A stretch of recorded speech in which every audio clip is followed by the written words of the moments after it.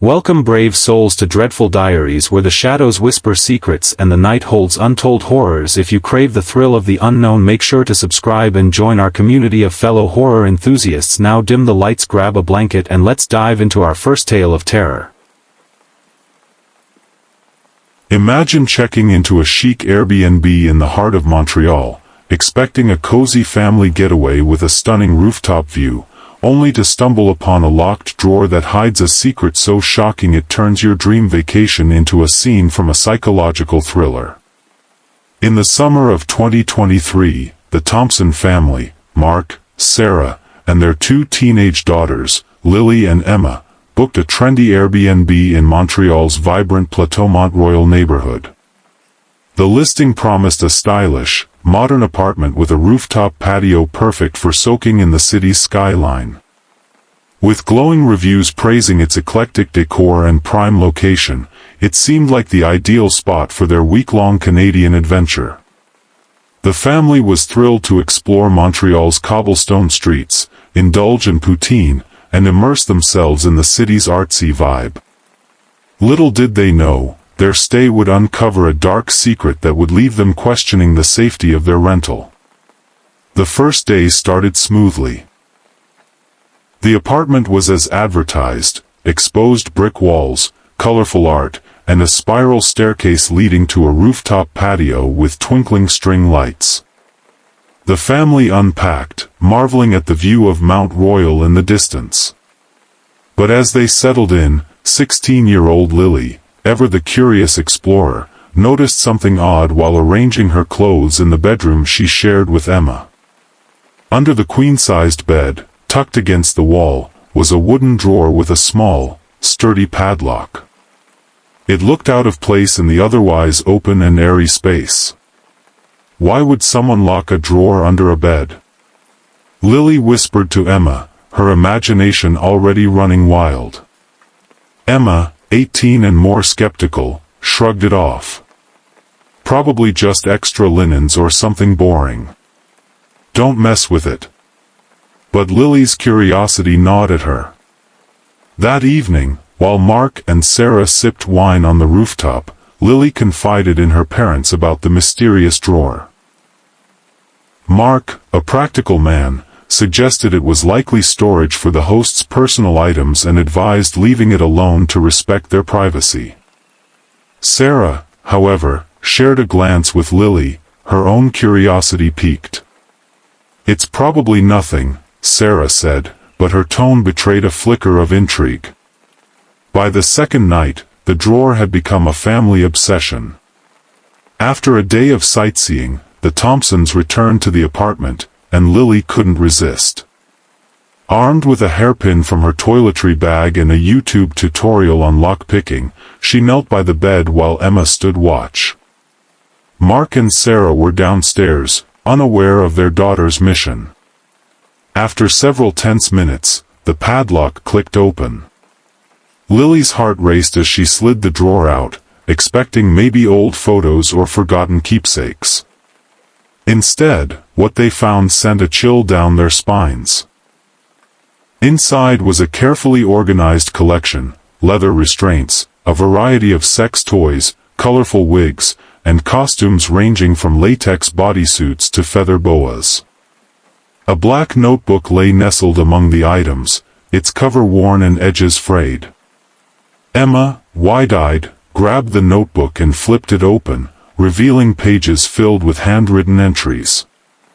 Each page detailed encounters, dates, pseudonyms, and explicit descriptions of activities that took place in the very apartment they were staying in. Some entries mentioned the drawer as a centerpiece of the experiences, suggesting the apartment was used for organized, illicit gatherings. One entry chillingly noted, "New guests arriving tomorrow. Hope they don't find the stash."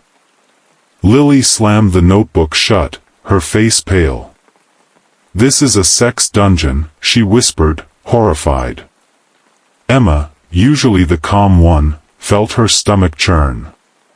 The sisters debated whether to tell their parents immediately or pretend they'd never opened the drawer. But the discovery was too unsettling to keep secret.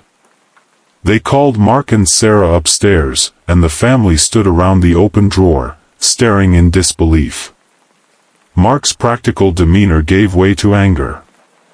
"This isn't just personal stuff, this is a business. They're running out of this place," he said, his voice tight.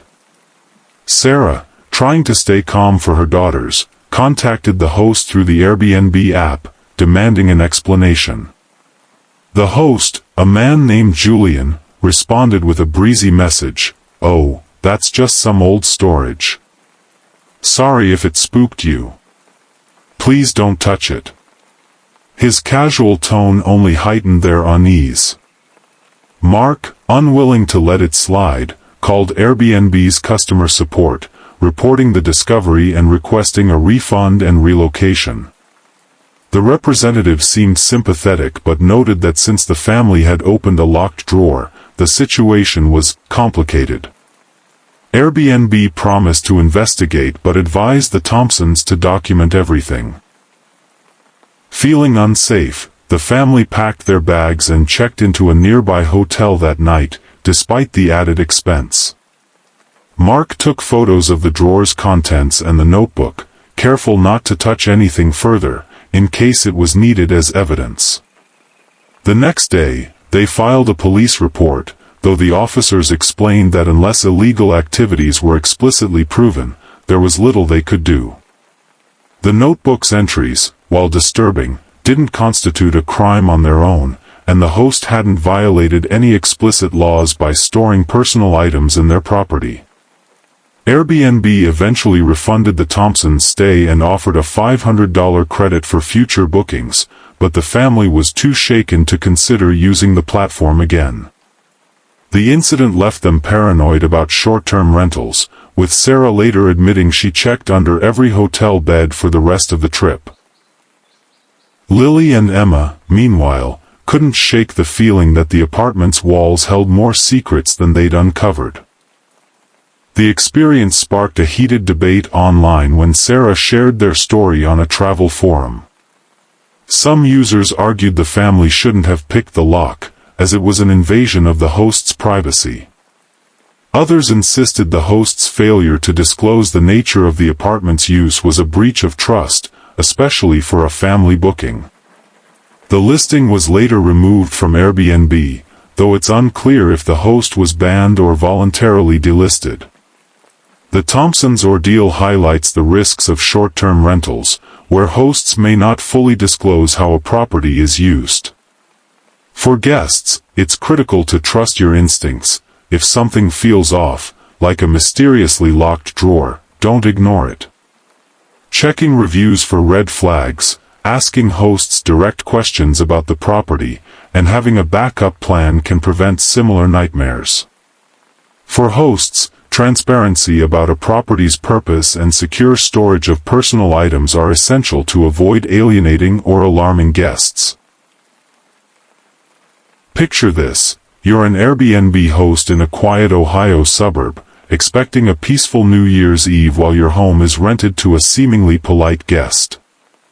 Instead, your phone lights up with alerts about a $5 head rager advertised online, and before you know it, over 250 strangers are trashing your house, forcing you to barricade yourself in your own bedroom and pray the police arrive in time. In December 2022, Clara Bennett, a 42-year-old single mother and part-time Airbnb host in a cozy Columbus, Ohio suburb, decided to rent out her charming 3-bedroom home for New Year's Eve. Clara had been hosting on Airbnb for 2 years to supplement her income as a graphic designer, and her strict no-party policy was clearly outlined in her listing and house rules. Her home, a lovingly decorated 1920s bungalow with hardwood floors and a wraparound porch, was a haven for her and her 10-year-old son, Ethan. With Ethan staying at his grandparents' for the holiday, Clara planned to spend the evening sipping champagne at a friend's house nearby, confident her property was in good hands. The booking came from a guest named Tyler, a 24-year-old who claimed he was visiting family in Columbus and needed a place for a low-key New Year's with a few cousins. His Airbnb profile had a single positive review from a previous stay, and his messages were polite, even overly formal. "We'll respect your space and keep things quiet," he wrote. Clara, reassured by his demeanor and the platform's verification process, approved the two-night booking for $400. She met Tyler briefly during check-in on December 30th, handing over the keys. He seemed unassuming, tall, lanky, with a shy smile, and Clara felt no immediate red flags. On New Year's Eve morning, Clara was at her friend's house, prepping for their small gathering, when a neighbor texted her. "Hey, saw a flyer on Instagram about a party at your place tonight. You okay with that?" Clara's stomach dropped. She hadn't authorized any party, and her house rules explicitly banned events without prior approval. She opened Instagram and, after some digging, found a public post advertising a New Year's Eve banger at her address, complete with her home's exterior photo lifted from the Airbnb listing. The flyer promised drinks, music, and vibes for a $5 entry fee, with a Cash App link for RSVPs. The post, shared by an account she didn't recognize, already had over 100 likes and dozens of comments tagging friends. Panicked, Clara messaged Tyler through the Airbnb app, "I just saw an advertisement for a party at my house tonight. This is against my rules. Please confirm this isn't happening." Tyler responded an hour later, "Oh, that's just a small get-together with family. No big deal, I promise." His casual tone didn't ease her nerves.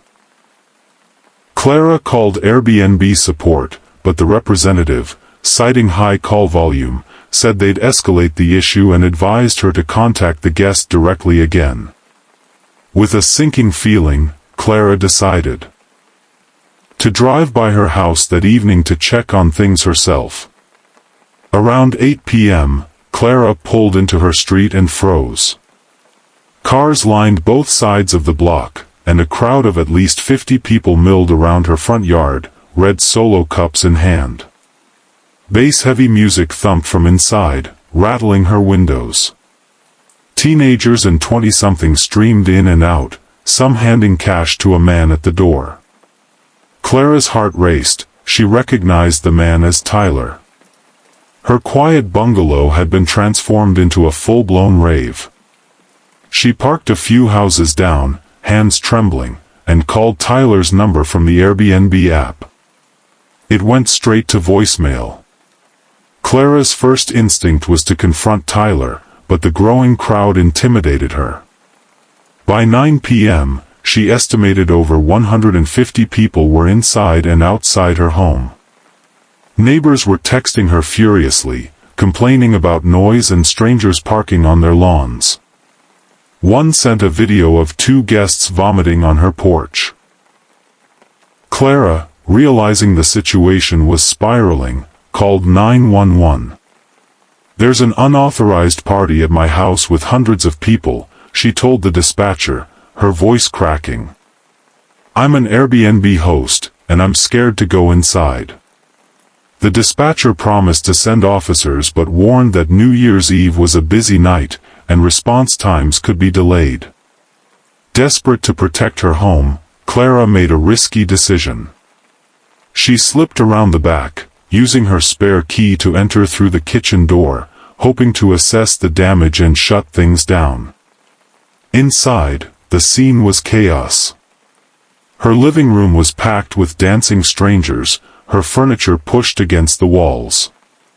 Beer cans littered her hardwood floors, and someone had spilled red liquid on her white sofa. A group was smoking in her dining room, the haze thick enough to sting her eyes. Her son's bedroom door was open, with strangers rifling through his toys. Clara's anger turned to fear when she overheard someone say, "They're charging $5 at the door, probably made bank already." Overwhelmed, Clara retreated to her own bedroom, locking the door behind her. She pushed a dresser against it for extra security, her hands shaking as she heard laughter and shouting on the other side. From her barricaded room, she called the police again, begging for an update. "Please, they're destroying my house," she pleaded. While waiting, she documented the situation, taking videos through her window of the crowd outside and screenshots of the Instagram flyer. She also messaged Airbnb again, uploading the evidence and demanding immediate action. By 11 p.m., the party had ballooned to over 250 people, spilling into her backyard and the street. Clara, huddled on her bed, felt like a prisoner in her own home. She worried about Ethan's belongings, her heirloom dining table, and the structural integrity of her century-old house under the weight of so many people.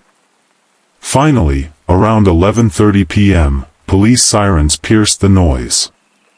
Officers arrived, dispersing the crowd and shutting down the music. Clara stayed locked in her room until an officer knocked, confirming it was safe to come out. The aftermath was devastating. Her floors were sticky with spilled drinks, her walls scuffed and dented. Her sofa was ruined, and several picture frames were shattered.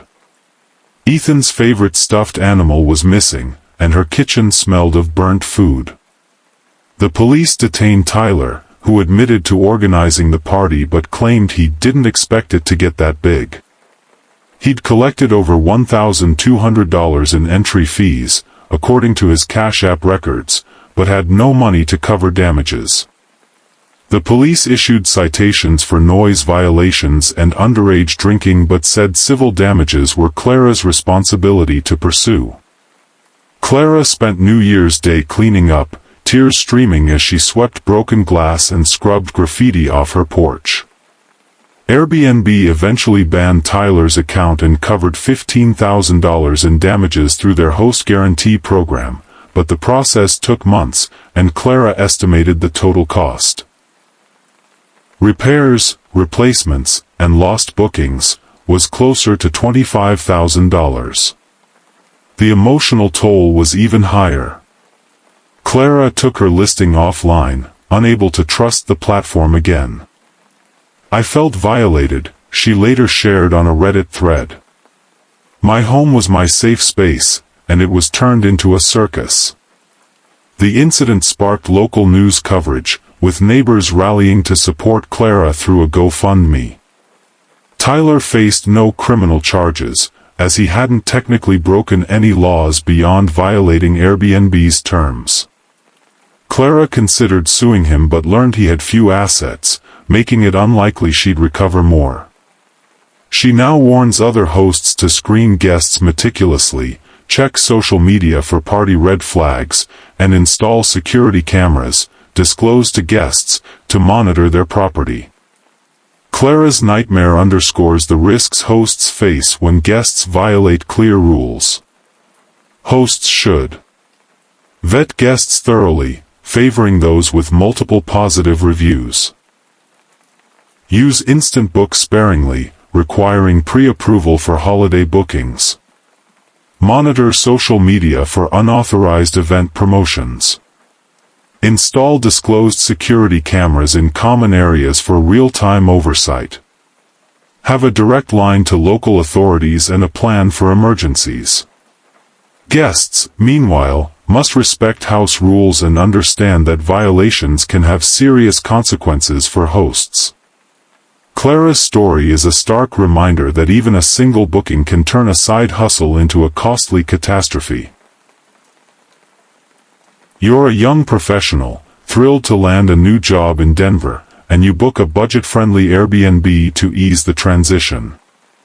The host greets you with a warm smile, but as the night unfolds, their wild tales of alien abductions and drug use turn your cozy stay into a surreal nightmare, especially when a seemingly innocent cup of tea leaves you waking up in a haze, questioning what really happened. In the fall of 2021, 27-year-old Mia Alvarez moved to Denver, Colorado, to start her dream job as a marketing coordinator for a tech startup. With her savings stretched thin from the cross-country move from Chicago, Mia opted for an affordable Airbnb in the Capitol Hill neighborhood to bridge the gap until she found a permanent apartment. The listing, a quirky, Victorian-style guesthouse with a stained-glass window and a cozy loft bedroom, caught her eye for its low price and artsy vibe. The host, a 50-something man named Roger, had a handful of positive reviews praising his friendliness and the home's charm. His profile picture showed him grinning beside a telescope, hinting at an eccentric but harmless personality. Mia, eager to save money, booked a week-long stay for $350. When Mia arrived on a crisp September afternoon, Roger greeted her at the door with a hearty handshake and a thermos of coffee. He was lanky, with wiry gray hair and a penchant for wearing mismatched socks, one with UFOs, the other with stars. The guest house, a converted carriage house behind Roger's main residence, was as charming as advertised: creaky hardwood floors, a bookshelf stuffed with sci-fi novels, and a small kitchenette. Roger gave her a quick tour, pointing out the best coffee shops nearby and offering to share his telescope for stargazing. "The skies here are perfect for spotting visitors," he said with a wink. Mia chuckled, assuming he was joking, and settled in, excited for her new chapter in Denver. The first night passed uneventfully. Mia unpacked, video-called her parents to show off the place, and fell asleep to the hum of city traffic. The next evening, however, things took a strange turn. Roger knocked on the guesthouse door around 7 p.m., holding a tray with a teapot and 2 mugs. "Thought you might like some chamomile to unwind," he said, his eyes bright with an odd intensity. Mia, raised to be polite, invited him in for a quick chat. She figured it was a kind gesture from a quirky host, and she was curious to hear more about Denver from a local. As they sipped tea on the worn velvet sofa, Roger's conversation veered into bizarre territory. He leaned forward, his voice dropping to a conspiratorial whisper, and began recounting vivid stories of being abducted by aliens. "It started in '98, he said, eyes wide. "They took me from my bed, right through the ceiling. Gray beings, big black eyes, showed me their ship's control panel." Mia, caught off guard, nodded politely, hoping to steer the talk back to normal topics. But Roger pressed on, describing multiple abductions, telepathic messages, and a theory that Denver's altitude made it a hotspot for extraterrestrial activity. "You ever feel like you're being watched?" he asked, staring at her intently. Mia's discomfort grew, but she didn't want to seem rude. Then Roger casually mentioned his self-medication routine, admitting to using barbiturates to calm the nerves after abductions, and amphetamines to stay sharp for their next visit. Mia's stomach tightened. She glanced at her tea, barely touched, and decided to wrap up the conversation. "Wow, that's wild," she said, forcing a smile. "I've got an early morning, so I should probably hit the hay." Roger lingered for a moment, then nodded and left, leaving the teapot behind. Exhausted from her first day at work, Mia finished the tea, thinking it might help her sleep despite the unsettling encounter. She locked the door, double-checked the windows, and went to bed, brushing off Roger's stories as eccentric ramblings. But around 3 a.m., she woke up in a fog, her head pounding and her mouth dry. The room spun slightly, and her limbs felt heavy, as if she'd been sedated. Her phone, usually on the nightstand, was across the room on the floor. Confused and disoriented, Mia stumbled to the bathroom, splashing water on her face. Her last clear memory was drinking the tea, and a chilling thought hit her: what if he put something in it? Panic set in. Mia checked the time, 3:17 a.m., and noticed a missed text from Roger at 1 a.m. "Hope you're sleeping well. The stars are active tonight." The message, vague but eerie, sent shivers down her spine. She grabbed her essentials, phone, wallet, laptop, and tiptoed to the door, peeking outside to ensure Roger wasn't around. The main house was dark, but she felt exposed in the small guest house, separated only by a backyard. Unable to shake the fear that she'd been drugged, Mia called an Uber and fled to a 24-hour diner a few miles away, where she sat until dawn, sipping coffee and replaying the night. At sunrise, Mia contacted Airbnb's trust and safety team, explaining the situation, Roger's drug admissions, his bizarre alien stories, and her suspicion that the tea had been tampered with. The representative was empathetic but cautious, noting that without proof, like a toxicology report, it was her word against Rogers. They advised her to file a police report and offered to relocate her to a hotel, covering the cost. Mia, shaken but determined, went to a nearby urgent care clinic to request a drug test. The results were inconclusive, as too much time had passed, but the doctor confirmed her symptoms were consistent with a sedative. Mia also filed a police report, though the officers told her that without concrete evidence, like a sample of the tea, they couldn't pursue charges. They did, however, visit Roger's property to question him. According to the police, Roger denied adding anything to the tea, claiming he was just being hospitable and that his alien stories were personal beliefs. He admitted to past drug use but insisted he hadn't used anything recently. The police found no illegal substances in the guest house, and the case stalled. Airbnb refunded Mia's stay, provided a $200 credit, and removed Roger's listing pending investigation. Mia, too rattled to stay in Denver alone, moved into a colleague's spare room while apartment hunting. The experience left her wary of short-term rentals, and she later shared her story on a travel blog, warning others to trust their instincts. "If a host seems off, don't ignore it," she wrote. "And never drink anything you didn't prepare yourself." Roger's side of the story surfaced in a now-deleted Reddit post, where he claimed Mia overreacted to his harmless eccentricity and that the tea was just chamomile from a local store. He accused her of being paranoid and said hosting had been his way to connect with people interested in cosmic truths. The post received little sympathy, with commenters urging him to disclose his beliefs up front to avoid scaring guests. Mia's ordeal highlights the importance of guest vigilance in short-term rentals. Key takeaways include: screen hosts carefully, look for hosts with multiple, detailed reviews. A handful of vague reviews, like Roger's, can be a red flag. Trust your gut. If a host's behavior feels off, don't dismiss it as quirkiness. Politeness shouldn't override safety concerns. Avoid unsupervised drinks. Politely decline food or drinks from hosts, especially if you're alone. Prepare your own to be safe.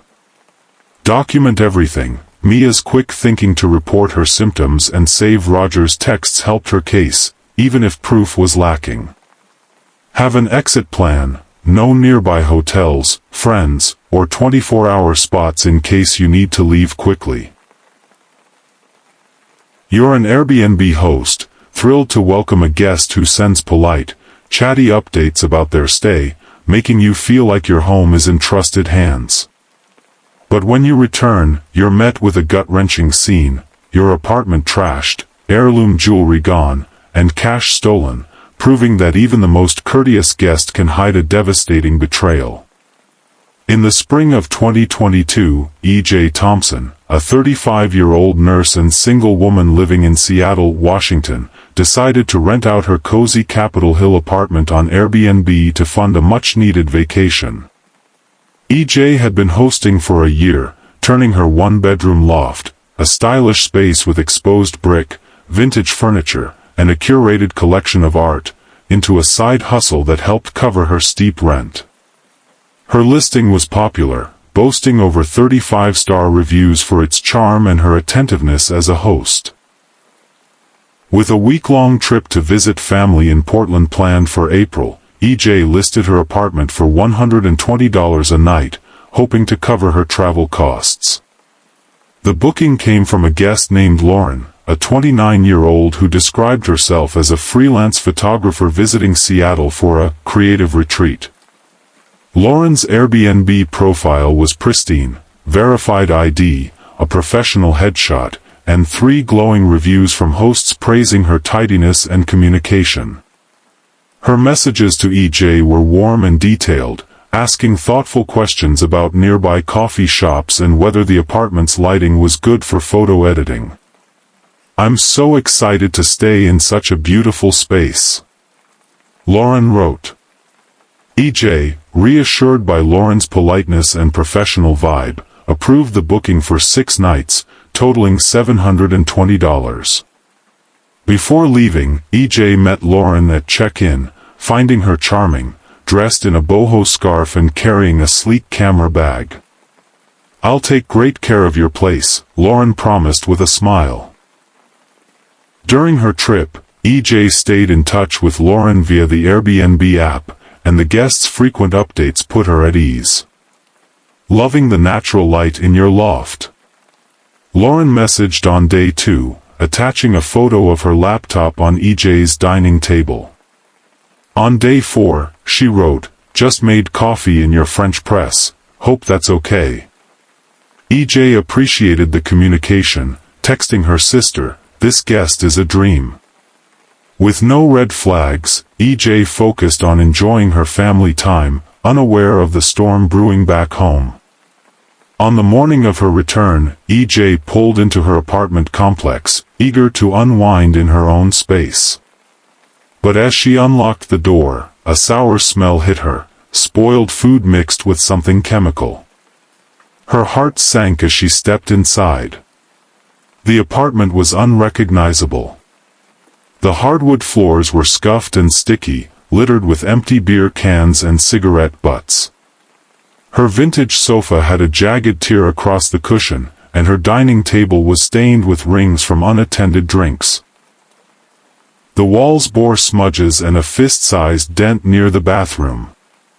EJ's prized collection of vinyl records, including a rare Miles Davis pressing, was scattered across the floor, some sleeves torn. Her stomach churned as she realized this wasn't just a mess, it was vandalism. Rushing to her bedroom, EJ's worst fears materialized.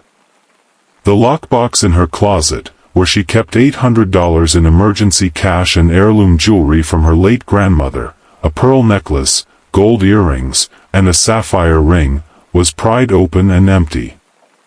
Her nightstand drawer, usually holding a spare phone and charger, was cleared out. Even her bathroom was hit. Prescription medications and a bottle of high-end perfume were gone. Shaking, EJ checked her kitchen, finding her fridge raided, with half-eaten takeout containers rotting inside. A quick scan of the apartment revealed more missing items: a Bluetooth speaker, a leather jacket, and a set of ceramic mugs she'd bought on a trip to Japan. EJ's first call was to the police, who arrived within the hour. The officers documented the damage, taking photos of the dented wall, broken lockbox, and trashed floors. They fingerprinted the lockbox but warned EJ that recovering stolen items like jewelry was unlikely. "These cases are tough without witnesses or cameras," one officer said. EJ realized she'd never installed security cameras, relying on Airbnb's vetting and her gut instinct about guests. She then contacted Lauren through the Airbnb app, her message sharp but controlled: "My apartment is destroyed, and valuables are missing. What happened?" Lauren's reply, sent hours later, was vague: "I'm so sorry, I had a friend over, and things got out of hand." I didn't know it was that bad." Furious, EJ called Airbnb's trust and safety team, uploading photos of the damage and a list of stolen items. The representative was sympathetic, promising to investigate and file a claim under Airbnb's host guarantee program. They advised EJ to gather receipts for damaged or stolen items and obtain a police report number. EJ spent the next day cleaning, salvaging what she could. The tear in her sofa was irreparable, and the dent in the wall required professional patching. She found a sticky note under the couch with a phone number and the word "party," hinting that Lauren may have hosted an unauthorized gathering, but it led nowhere when EJ called it. The emotional toll was heavier than the financial one. The stolen jewelry, especially her grandmother's sapphire ring, was irreplaceable, carrying memories of family holidays and stories passed down. EJ felt violated, her trust in strangers shattered. "This was my home, not just a rental," she later told a friend.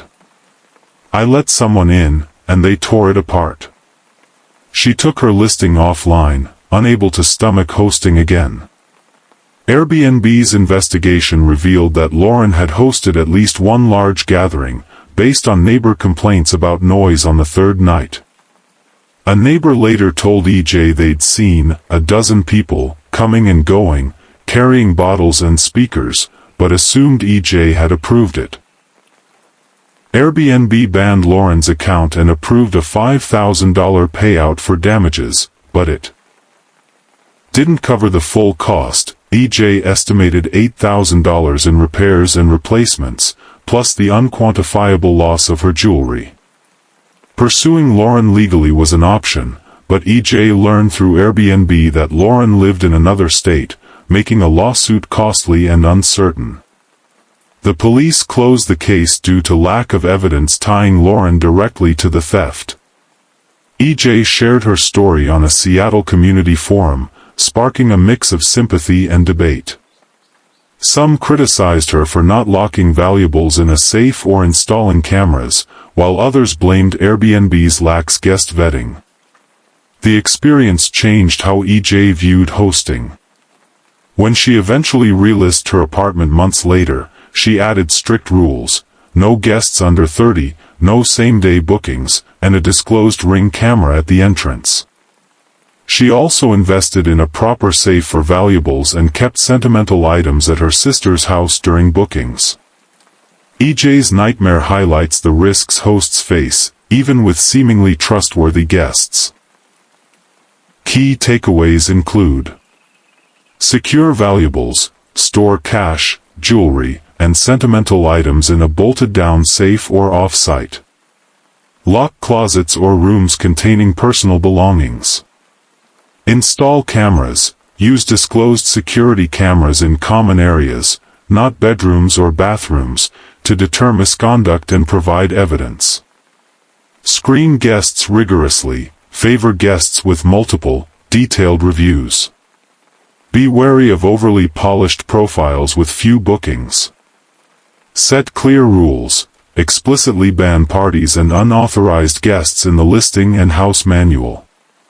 Require guests to acknowledge rules in writing. Document everything. Take photos of the property before and after each stay. Keep receipts for valuable items to support insurance or Airbnb claims. Trust instincts. Frequent messages, like Lauren's, can be a tactic to build false trust. Stay vigilant for inconsistencies. You're tucked into a quaint attic room in a charming Paris Airbnb, the city's romantic glow just outside your window, when an unshakable sense of dread keeps you awake. Then, at 4 a.m., the unmistakable sound of footsteps creeps up the creaky staircase to your door, which slowly swings open, revealing nothing but darkness, leaving you frozen in fear and wondering if you're alone in this old house. In October 2023, 24-year-old Sophie Laurent, a Canadian graduate student, arrived in Paris for a solo trip to celebrate finishing her master's thesis. Eager to immerse herself in the city's art and history, she booked a budget-friendly Airbnb in the 18th arrondissement, a bohemian neighborhood known for Montmartre's charm and winding streets. The listing described a cozy attic studio in a 4-story 19th-century townhouse, complete with exposed beams, a skylight, and a view of Sacré-Cœur. The host, a woman named Claire, had a solid track record, 20 reviews averaging 4.8 stars, praising the apartment's character and Claire's prompt communication. At €80 a night, it was a steal for Paris, so Sophie booked a 5-night stay, excited for her first solo adventure abroad. When Sophie arrived, Claire met her at the townhouse's heavy wooden door, her demeanor warm but brisk. A petite woman in her 50s with a scarf knotted elegantly, Claire led Sophie up a narrow, creaking staircase to the 4th-floor attic studio. The room was as advertised, a sloped ceiling with wooden beams, a single bed under a skylight, a small desk, and a kettle for tea. The walls were adorned with faded floral wallpaper, and a faint musty smell lingered, which Sophie chalked up to the building's age. Claire handed over the key, pointed out the Wi-Fi password, and mentioned she lived in a separate apartment across town. "You'll have the place to yourself," she said with a smile. "It's quiet, but the stairs can be noisy, old houses, you know." Sophie nodded, charmed by the space's vintage feel, and settled in. The first 2 nights were blissful. Sophie spent her days exploring the Louvre, sipping café au lait in Montmartre, and sketching street scenes in her notebook. The attic studio, though small, felt like a romantic hideaway, with the distant glow of Paris through the skylight. But on the 3rd night, an uneasy feeling crept over her. As she lay in bed, scrolling through photos on her phone, the silence of the townhouse felt oppressive, broken only by occasional creaks from the old building settling. She couldn't shake the sense that someone was watching her, though the locked door and empty staircase reassured her it was just her imagination. She turned on a podcast to drown out the unease and eventually drifted off. At 4 a.m., Sophie jolted awake, her heart pounding. The room was pitch black, save for a sliver of moonlight through the skylight. She lay still, trying to pinpoint what had woken her, when she heard it. Slow, deliberate footsteps climbing the wooden staircase to her attic room. Thud. Thud. Thud. The sound was unmistakable. Someone was ascending, each step echoing in the narrow stairwell. Sophie froze, her breath shallow, clutching her blanket. The townhouse was supposed to be empty, and Claire had never mentioned other guests or tenants. The footsteps stopped just outside her door, and then, with a slow, agonizing creak, the door began to open. Sophie's eyes locked on the door, her body paralyzed with fear. The knob turned, and the door swung inward a few inches, revealing nothing but the dark landing beyond. No figure, no shadow, just silence. Her mind raced. Was it the wind? A loose latch?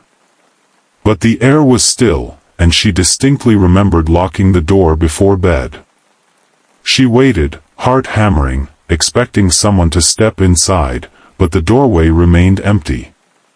After what felt like an eternity, she mustered the courage to grab her phone, turn on its flashlight, and creep toward the door. The landing was deserted, the staircase spiraling down into darkness. She slammed the door shut, relocked it, and shoved the desk against it for good measure, her hands trembling. Unable to sleep, Sophie sat on the bed, phone in hand, until dawn. She texted Claire at 6 a.m., "Something really weird happened last night. I heard footsteps coming up to my room, and the door opened by itself. Is anyone else in the building?" Claire responded hours later, "Oh, that's just the old house." The floors creak, and the door sticks sometimes. No one else is there, I promise. The explanation felt hollow. Sophie checked the door's lock. It was sturdy, with no sign of sticking.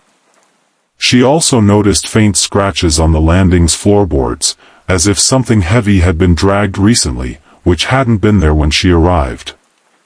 The incident left Sophie rattled. She spent the day at a cafe, researching the townhouse online but finding nothing beyond its Airbnb listing. A local barista, hearing her story, mentioned that some old buildings in the 18th arrondissement had histories, tales of hauntings or hidden rooms from their 19th century origins, but laughed it off as folklore. Sophie wasn't convinced it was supernatural, but the rational explanations, wind, creaky floors, didn't add up either. She considered checking out early but didn't want to lose her prepaid nights or pay for a last-minute hotel in pricey Paris. That evening, Sophie returned to the studio, determined to stay vigilant. She propped a chair under the door handle, kept a kitchen knife on the nightstand, and set up her phone to record audio overnight. The night passed without incident, but the recording captured faint, rhythmic thumps around 3 a.m., too regular to be random creaks. Exhausted and unnerved, Sophie contacted Airbnb the next morning, reporting the incident and requesting a refund to relocate. The representative suggested it was likely the building's age and offered a partial refund, but Sophie insisted on leaving, citing safety concerns. Airbnb eventually refunded 3 nights and helped her book a hotel nearby. Sophie's final night in the attic was sleepless. She kept every light on, her eyes darting to the door at every sound. She left at dawn, dragging her suitcase down the creaky stairs, relieved to escape the oppressive atmosphere. After moving to the hotel, she posted about her experience on a travel forum, sparking speculation from other users. Some suggested an intruder had accessed the townhouse, possibly through a forgotten entrance, while others leaned into paranormal theories, citing Paris's history of haunted buildings. One user claimed to have stayed in a similar Montmartre Airbnb and heard unexplained noises, though nothing as alarming as Sophie's experience. Claire's listing remained active, but Sophie noticed new reviews months later mentioning eerie vibes and noisy stairs, suggesting others had felt uneasy. She never got clarity on what happened, whether it was an intruder, a prank, or something unexplainable. The experience soured her on solo travel, and she vowed to stick to hotels with 24/7 staff in the future. "I don't care if it was ghosts or just a creepy old house," she told a friend. "I've never been that scared in my life." Sophie's terrifying night underscores the importance of trusting instincts in unfamiliar rentals. Key takeaways include: vet the property, research the building's history and read reviews for mentions of odd noises or safety issues. Older homes may have quirks, but multiple complaints are a red flag. Secure your space, check locks on doors and windows. Use physical barriers, like a chair or suitcase, if you feel uneasy. Document incidents. Sophie's audio recording helped validate her concerns to Airbnb. Photos or videos can strengthen your case. Have a backup plan. Know nearby hotels or safe spots in case you need to leave quickly. Solo travelers, especially, should prioritize well-lit, staffed accommodations. Communicate promptly. Contact the host and Airbnb immediately if something feels off. Don't wait for escalation. You've splurged on a luxurious Hamptons getaway, envisioning sun-soaked days by the pool with your kids splashing happily. But after hours of carefree swimming, you glance into the water and spot a dead rat bobbing among the floaties, turning your dream vacation into a stomach-churning nightmare that exposes the grimy truth behind the glossy Airbnb listing. In July 2022, the Carter family, David, Emily, and their two children, 9-year-old Max and 7-year-old Ava, booked a week-long Airbnb in East Hampton, New York, for a much-anticipated summer escape. David, a 40-year-old accountant, and Emily, a 38-year-old teacher, had saved for months to afford the $4,500 rental, a modern 4-bedroom house with a private pool, sleek patio, and promises of Hampton's luxury in the listing. The photos showcased a sparkling pool surrounded by lounge chairs, a gourmet kitchen, and airy rooms with coastal decor. The host, a property manager named Greg, had 15 reviews averaging 4.6 stars, with guests raving about the location and poolside vibes. Excited for a week of barbecues and beach days, the Carters packed their swimsuits and headed to the coast. Upon arrival, the house didn't quite match the polished photos. The white furniture was dusty, with visible grime on the armrests, and the kitchen counters felt sticky under Emily's touch. The living room rug had a faint stain, and the windows were streaked with smudges.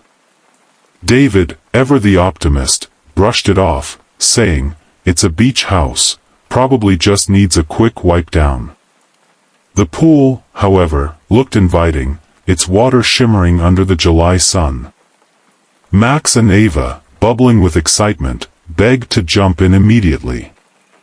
Emily texted Greg about the cleanliness issues, and he responded promptly, "So sorry, the cleaning crew must have rushed. Feel free to tidy up, supplies are under the sink."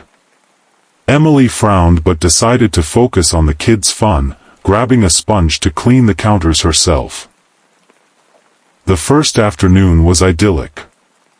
Max and Ava cannonballed into the pool, splashing and giggling as David fired up the grill for burgers. Emily lounged nearby, sipping iced tea and snapping photos of the kids' pool float races.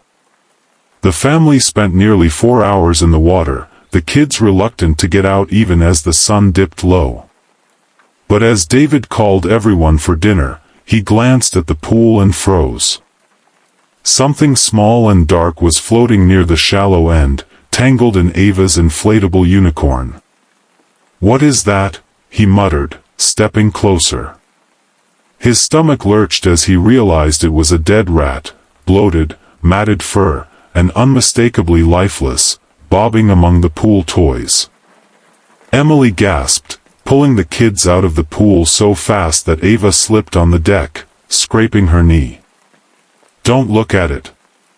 Emily shouted, her voice shaking as she wrapped towels around Max and Ava, who were now crying, confused by their parents' panic. David grabbed a pool skimmer and fished out the rat, its waterlogged body heavy and dripping.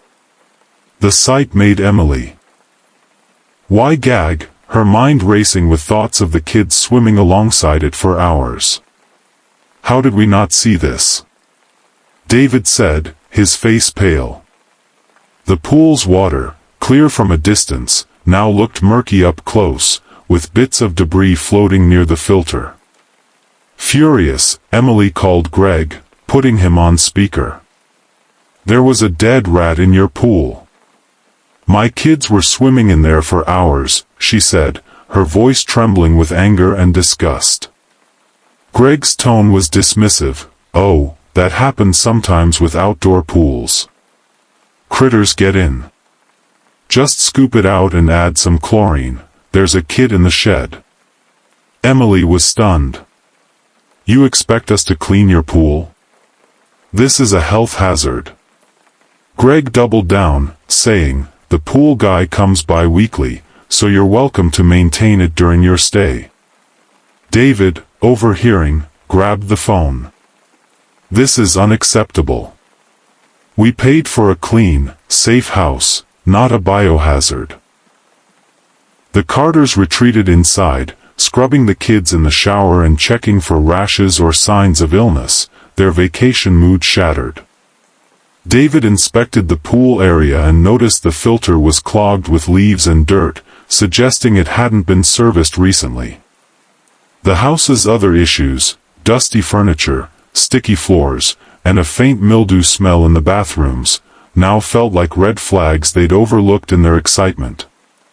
Emily scoured the Airbnb listing and reviews, realizing none mentioned the pool's condition specifically, though one vague comment noted, "some upkeep needed." She suspected Greg relied on guests to maintain the property to cut costs. That night, the family barely slept. Max kept asking if rats carried diseases, and Ava refused to go near the pool again. Emily contacted Airbnb's support team, uploading photos of the rat, the dirty pool, and the grimy furniture. The representative apologized and offered a 50% refund, but the Carters demanded a full refund and relocation, citing health concerns. Airbnb agreed to investigate but warned that the host's pool maintenance policy, buried in fine print, stated guests were responsible for minor upkeep, like skimming debris. Furious, David argued that a dead animal wasn't minor and threatened to escalate to the health department. The next day, the Carters packed up and checked into a nearby hotel, eating into their vacation budget. David called the local health department, which sent an inspector to the property. The inspector confirmed the pool's filter was neglected, with water quality below safe standards, and issued Greg a citation. Airbnb eventually refunded the full stay and provided a $300 credit, but the process took weeks, and the Carters felt cheated out of their dream vacation. Emily posted a detailed review on the listing, warning about the pool and cleanliness, but noticed it was removed days later, likely flagged by Greg as unfair. The experience left the Carters wary of Airbnb. "We thought we were getting a luxury escape," Emily told a friend, "but it felt like we were squatters in a neglected house." They spent the rest of their trip at the beach, avoiding pools entirely, and Max and Ava were reluctant to swim for months afterward. The incident sparked a family rule: always inspect rentals thoroughly on arrival and avoid properties with unclear maintenance policies. Lessons learned: the Carters' ordeal highlights the risks of assuming a listing's glossy photos guarantee a safe, clean stay. Key takeaways include: inspect on arrival, check pools, furniture, and appliances immediately. Document issues with photos and contact the host promptly. Read fine print, look for hidden clauses about guest responsibilities, like pool maintenance, in the listing or house rules. Check reviews closely, vague or overly positive reviews may mask issues. Look for specific mentions of cleanliness or amenities. Prioritize safety. If health hazards like a dead animal appear, leave immediately and contact Airbnb and local authorities. Have a backup, research nearby hotels or rentals in case you need to relocate quickly, especially for family vacations. Imagine coming home from a long day at work, ready to unwind in your own house, only to find a family of strangers rolling suitcases up your driveway, claiming they booked your home on Airbnb, a listing you never created. In an instant, your private sanctuary becomes the center of a baffling scam, leaving you to unravel a fraudster's scheme while strangers demand to check in. In March 2023, Rachel Nguyen, a 32-year-old graphic designer, returned to her modest two-bedroom bungalow in St. Louis, Missouri, after a grueling day of client meetings. Rachel had lived in the charming, craftsman-style home in the Tower Grove South neighborhood for 3 years, filling it with mid-century furniture, vibrant wall art, and a small herb garden out back. It was her haven, a place where she hosted friends for game nights and worked on freelance projects in her cozy home office. She had never considered renting it out on Airbnb, preferring to keep her space private. So, when she pulled into her driveway on a chilly spring evening and saw a minivan parked out front with a family unloading luggage, she assumed they were lost neighbors. The family, a couple in their 40s, Tom and Lisa, with 2 kids in tow, approached her with bright smiles, holding a printed Airbnb confirmation. "Hi, are you Rachel? We're here to check in," Tom said, gesturing to the house. Rachel froze, her keys dangling in her hand. "Check in? This is my house. I don't rent it out," she replied, confusion turning to alarm. Lisa's smile faded as she showed Rachel her phone, open to an Airbnb listing featuring photos of Rachel's living room, kitchen, and even her backyard, lifted straight from a real estate site from when she bought the home. The listing, titled Charming St. Louis Retreat, offered her house for $150 a night, with a booking for 5 nights under Tom and Lisa's names. Rachel's heart sank. This was no mistake. Someone had fraudulently listed her home. The family, equally stunned, explained they'd paid $750 upfront to a host named Mike, whose profile claimed he was a local property manager. The listing had 6 positive reviews, a verified ID, and professional-looking photos, which made it seem legitimate. Rachel invited them inside to sort things out, her mind racing. The family showed her the Airbnb app, where the listing described her home in eerie detail. Cozy 2BR with vintage decor, perfect for families.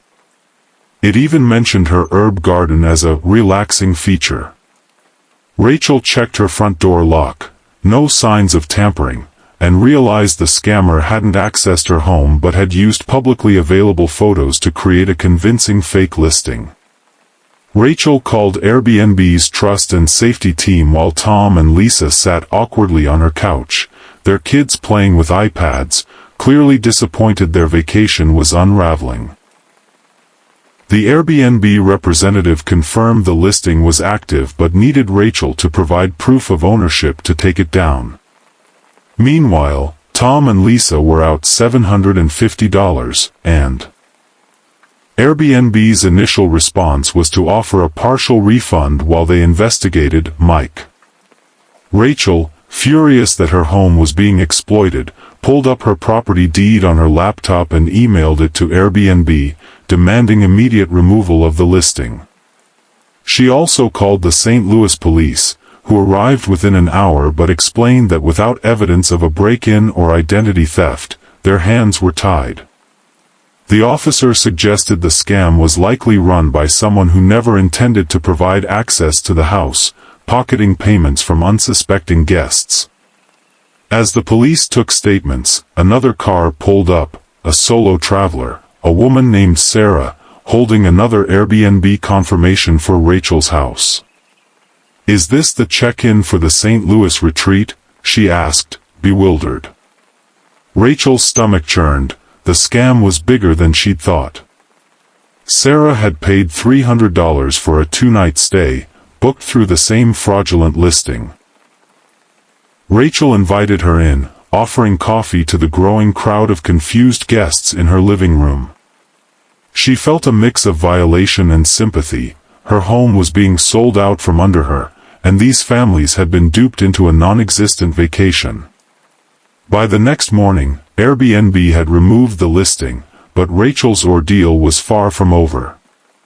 She spent hours changing her locks, installing a Ring doorbell camera, and scouring the internet for other unauthorized listings of her home. She found the source of the photos, a real estate listing from 2020, still accessible on a cached Zillow page, which the scammer had used to craft the Airbnb profile. Rachel also discovered that her address was publicly listed on county tax records, making it easy for a fraudster to target her property. She contacted Zillow to remove the old listing and set her social media to private, as some of her Instagram posts showed her home's interior, potentially aiding the scammer. Tom, Lisa, and Sarah received full refunds from Airbnb after escalating their complaints, but the process took days, leaving them scrambling for last-minute hotels in St. Louis. Rachel, meanwhile, filed a fraud report with the Federal Trade Commission and her local police, though tracking down Mike proved nearly impossible. Airbnb's investigation revealed the account used a stolen ID and a burner email, with payments funneled to an untraceable PayPal account. The 6 reviews on the listing were likely fake, created to build credibility. Rachel learned that such scams, while rare, exploit Airbnb's verification gaps, where fraudsters use scraped photos and minimal vetting to post fake listings. The emotional toll was heavy. Rachel felt violated, her home's privacy compromised by a faceless scammer. She installed extra security measures, including window locks and a full alarm system, costing her $1,200. She also stopped posting photos of her home online, paranoid that other scammers might target her. The incident made her question the safety of living alone, and she avoided leaving her house empty for weeks. Tom and Lisa, sympathetic but frustrated, left a thank you note for Rachel's kindness, but Sarah posted a scathing review of Airbnb on a travel forum, warning others about fraudulent listings. Rachel shared her story on a local St. Louis Facebook group, sparking a flood of responses from homeowners who'd faced similar scams. One suggested checking Airbnb regularly for your address to catch fakes early. Rachel now advises homeowners to make their property records private where possible and to use security cameras to monitor unexpected visitors. Airbnb offered her a $100 credit as an apology, but she had no interest in using the platform either as a host or guest after the ordeal. Lessons learned: Rachel's nightmare exposes vulnerabilities in short-term rental platforms and the importance of proactive steps for homeowners and guests. Key takeaways include: homeowners, protect your property. Check Airbnb and similar platforms periodically for your address. Make real estate listings private or remove old photos.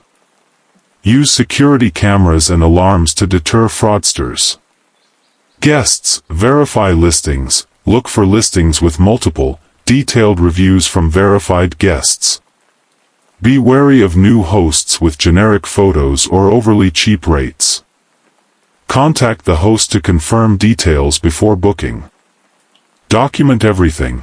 Rachel's quick action to provide proof of ownership and save screenshots helped resolve the issue faster. Guests should save all booking confirmations and communications. Push for accountability. If scammed, escalate to Airbnb's trust and safety team immediately and file reports with local authorities or the FTC. Secure your home, update locks and consider smart doorbells to monitor unexpected visitors, especially if your address is publicly accessible. You're an Airbnb host, thrilled to share your family's charming countryside home with a quiet guest who seems polite and unassuming. But in the dead of night, you wake to find that same guest sleepwalking into your bedroom, curling up in bed beside your mother, turning a peaceful stay into a surreal invasion that leaves your family questioning the boundaries of hospitality.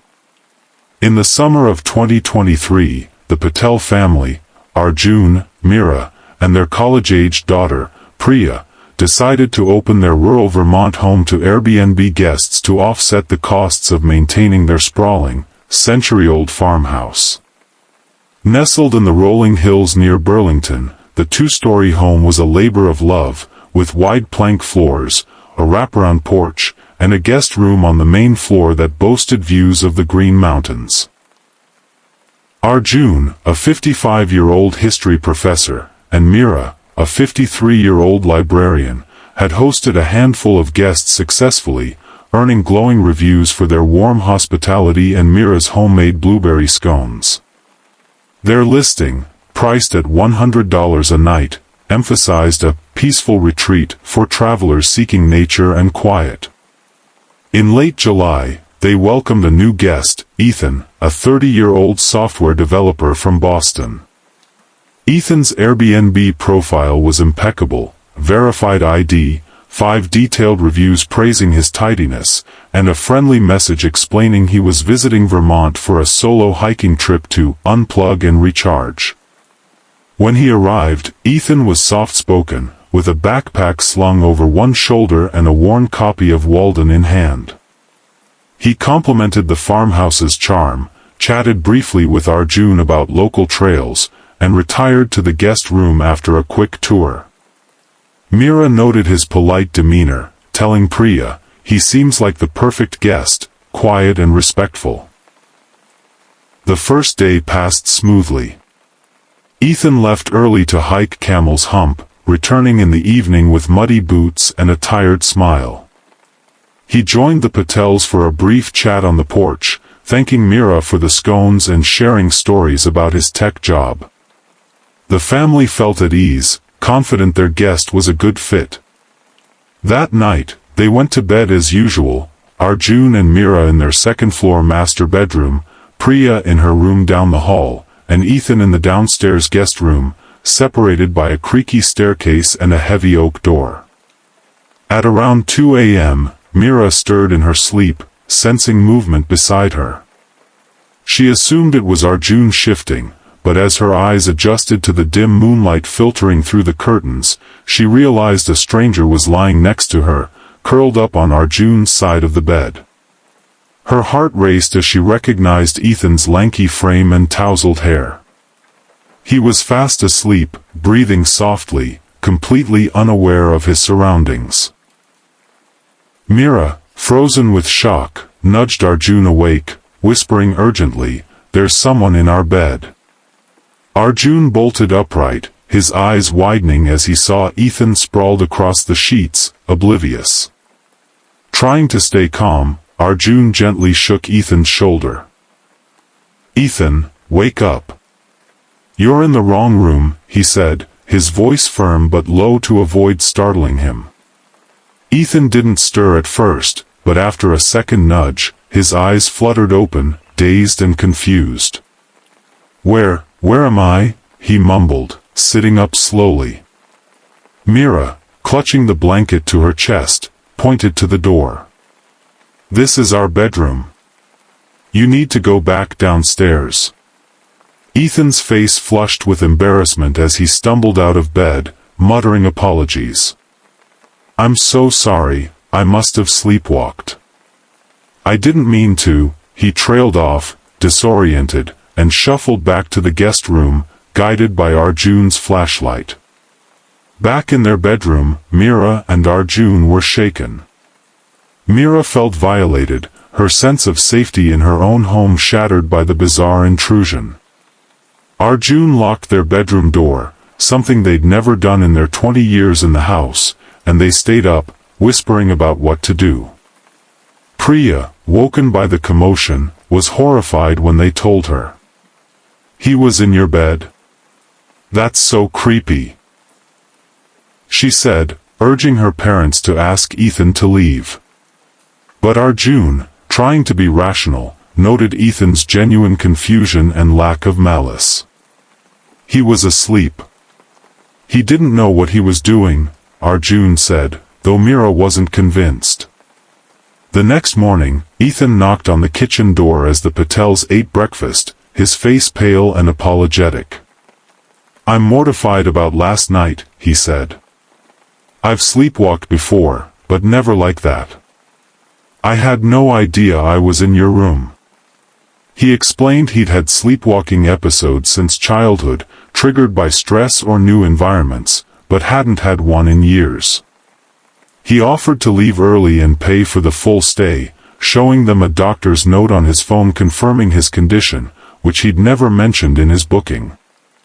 Meera, still uneasy, accepted his apology but asked him to check out by noon, citing family comfort. Ethan nodded, packed his bag, and left quietly, leaving a handwritten note with another apology and a $50 tip for the trouble. The Patels contacted Airbnb to report the incident, requesting a refund for the remaining 3 nights of Ethan's booking. The representative was sympathetic but noted that since Ethan hadn't caused damage or acted intentionally, a full refund wasn't guaranteed. After escalating, Airbnb issued a partial refund of $150 and offered a $100 credit, but the family felt the response downplayed the breach of privacy. Mira, in particular, struggled with the aftermath, double-checking locks each night and feeling anxious when alone in the house. Priya suggested they pause hosting, and Arjun agreed, taking the listing offline for a month to reassess. The incident sparked heated family discussions. Arjun researched sleepwalking, learning it affects about 4% of adults and can be unpredictable, especially in unfamiliar settings like an Airbnb. Mira, however, felt Ethan should have disclosed his condition before booking, as it directly impacted their safety. Priya posted about the experience anonymously on a Reddit travel thread, where responses ranged from sympathy, "That's terrifying," to defensiveness, "Sleepwalking isn't his fault." Some users suggested Ethan might have faked it, but the Patels believed his confusion was genuine, though it didn't erase their discomfort. When the Patels resumed hosting, they added strict rules to their listing. Guests must disclose medical conditions that could affect safety, like sleepwalking, and the guest room door now had a lock to prevent wandering.